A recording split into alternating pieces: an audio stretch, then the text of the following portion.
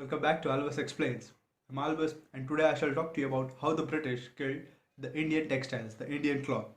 Well, the story begins in the year 1613 when the Britishers built the fort of Masulipatam in Masulipatam, creatively named. And the reason they built the fort there was kalamkari. Now, kalamkari is an ancient traditional block printing art form. Well, the work is done on the block, and then that block is uh, printed on the cloth to give it the design, and it is extremely costly. It's extremely artful. The reason that it is costly, and that is why the Britishers made the fort there. Their interest was not exactly in the kalamkari, but what was beneath the kalamkari, and that was the cloth. Indian cloth till 1700s was fabled all over the world as fine as woven air. Okay, that is how good Indian cloth was. All the way since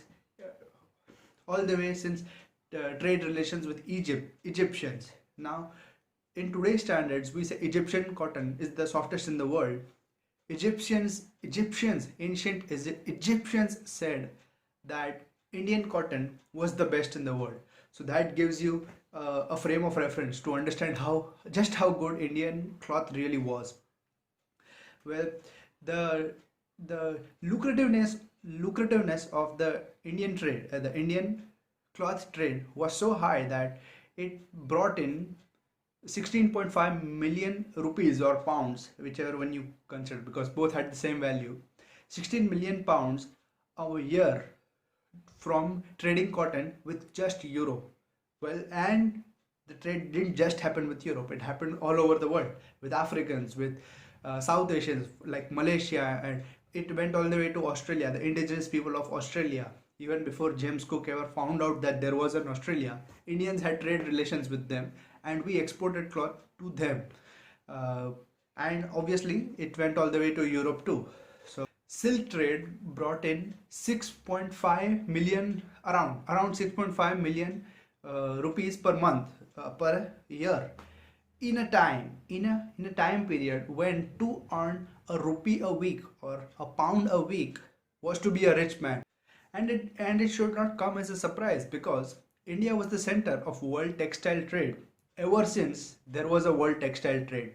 So India was the center of so many types of trade. For example, in 200 AD, the Greek historians wrote that a place in Gujarat called Bari Gaza, because and the real name of the place was Bharuch. Okay, they called it Bari Gaza, and the ports over there exported things all the way from the coast, from the banks of Ganga to Bari Gaza, okay, to Bharuch. So trade routes within the country, the roads within the country were already well defined, and they said that the things that they bought at the port of Bharuch were also available at the end where the Ganga met the Bay of Bengal.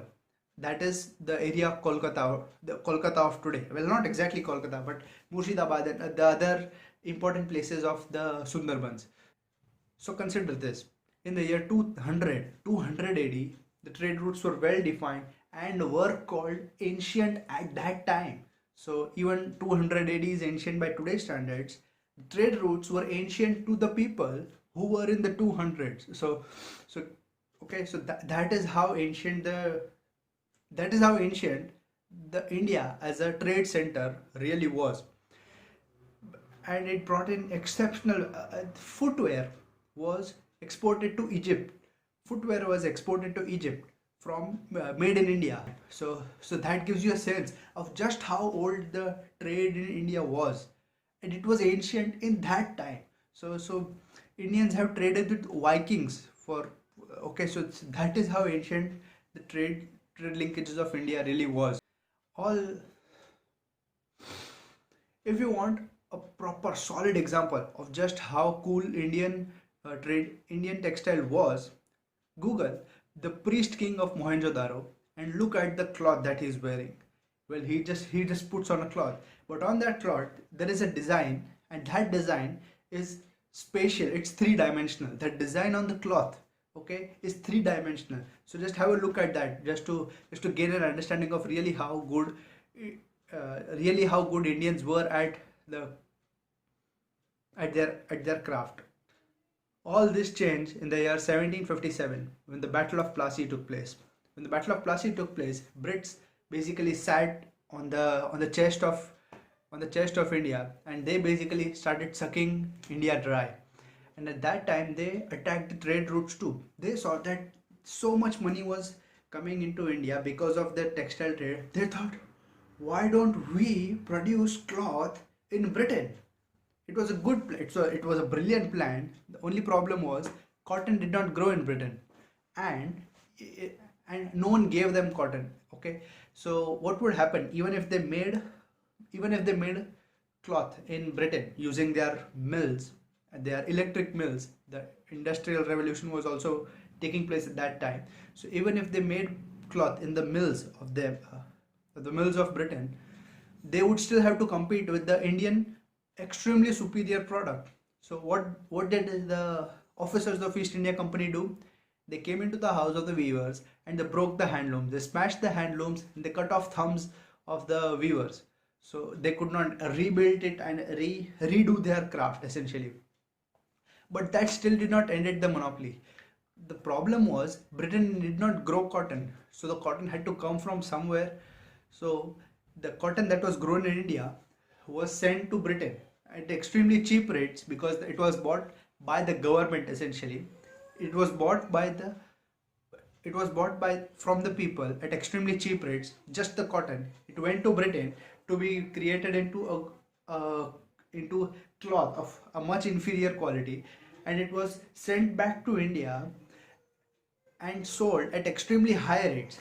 Now the thing is, even at that time, Indian cotton, which was extremely superior to the British mill cotton, it was not comparable. They could not the British mills simply could not compete with the Indian cotton. So the British officers doubled down onto the process of destroying the Indian textile industry. What this created was, now there were no weavers in India. Many of them had their thumbs cut out, their handlooms smashed, and they were forced to fall back onto agriculture. Now, at that time, Indians had more people in agriculture than the land could sustain. So more people were on the land, on the farms, more than they could feed. And this problem was earlier resolved by people doing other occupations.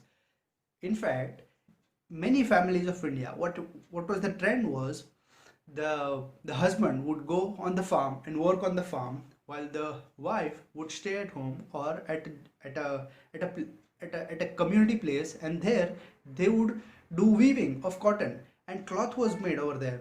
So the world famous woven as soft as woven air was built by women of India for so long, and all this was disrupted because now what happened was, okay, so the other thing that protected them was, whenever there would be a drought or a famine and the agriculture would fail, they still had a backup plan to fall back to, and they would not lose their land essentially, and they could sustain for a year or two.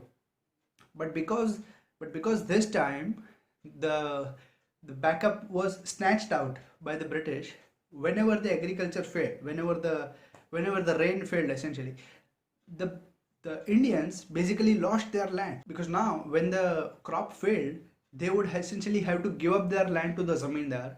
And for the first time in the history of India, a new class of farmers came out, and that was landless farmers. Now think about it for just 1 minute. Landless farmers. Okay? That is what the Brits created when they killed the textiles of India. So, well, the end of the story is something like this.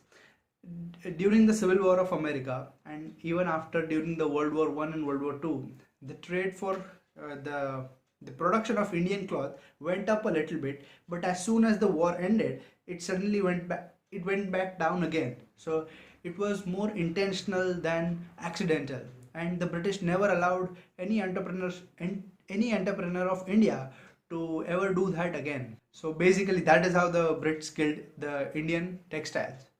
So this is where I shall stop. If you like what I did, like, share, and subscribe. And thank you for watching.